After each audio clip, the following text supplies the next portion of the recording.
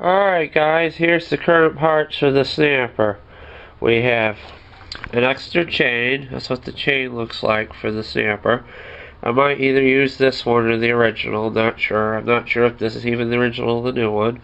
But when the guy goes to do it, I'll ask him what chain I should use, my friend there. Here we have a gasket, a transmission gasket. Here we have some beveled washers. There's also, I don't know if you can see it, there's two O-rings in there. I'd rather not get them out of the bag because I'm afraid I'm going to lose them.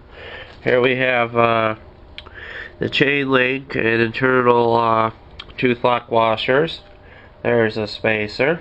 That goes in the little sprocket and that holds the chain, and these bevel washers hold that spacer in place and the tooth lock and stuff. You just have to look at the service manual to get it. I also bought those for $5 to the hubs. Why not? I guess that concludes the video, guys. I don't know when I'll have this done. Who knows? It might not be fall in the next year.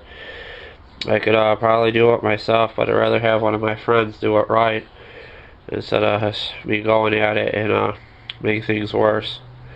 You guys take care. I'll let you guys go. Bye. I might start up the snapper just to see if it runs. Hold on.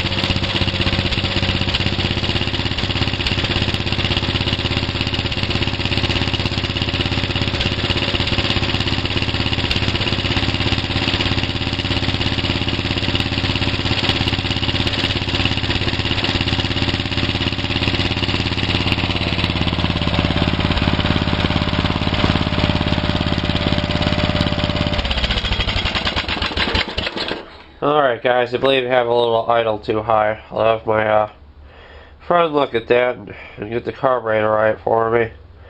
But yeah guys, I can only do so much with small engines.